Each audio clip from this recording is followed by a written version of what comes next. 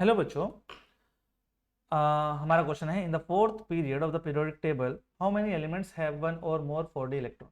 देखो, D subshell की शुरुआत होती है 3D से। डी सबशेल की शुरुआत होती है 3D से।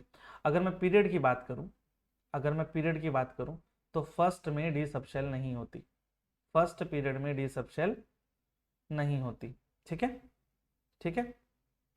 सेकंड पीरियड की बात करूं, सेकंड पीरियड में भी डी सबशेल नहीं पाई जाती है, नहीं पाई जाती। थर्ड में भी डी सबशेल, थर्ड पीरियड में भी डी सबशेल नहीं पाई जाती। ठीक है। फोर्थ पीरियड में मतलब थर्ड पीरियड में कह सकते हैं कि पाई जाती है बट फिल नहीं होती है। फोर्थ पीरियड से वो शुरू होती है और शुरू होती है 3D से, शुरू होती है 3D से। फोर्थ पीरियड में जब इलेक्ट्रॉन जाता है तो वो 3D सबशेल में जाता है, और जब फिफ्थ पीरियड आता है तो फिर 4D सबशेल में जाता है। सिक्स पीरियड में वो 5D में जाता है। समझे?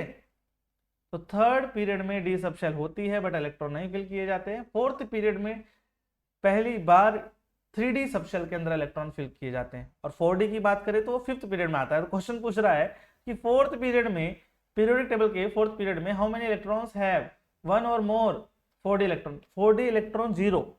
4D इलेक्ट्रॉन के 4D सबशेल में इलेक्ट्रॉन जाते ही नहीं है फोर्थ पीरियड में। 4D सबशेल में इलेक्ट्रॉन अगर जाते हैं तो वो फिफ्थ पीरियड में जाते हैं। ओके। और फोर्थ पीरियड में 4D सबशेल खाली पड़ी रहती है क्योंकि सारे जो ज्यादातर इलेक्ट्रॉन्स हैं वो 3D सबशेल में जाते हैं या अदर सबशेल में जाते हैं, 4D में नहीं जाते हैं। तो हमारा आंसर आएगा सी, कोई भी इलेक्ट्रॉन 4D में नहीं जाता, इसलिए 4D इलेक्ट्रॉन वहां पाए नहीं जाते। ओके बच्चों, हमारा आंसर आया ऑप्शन सी। Good luck.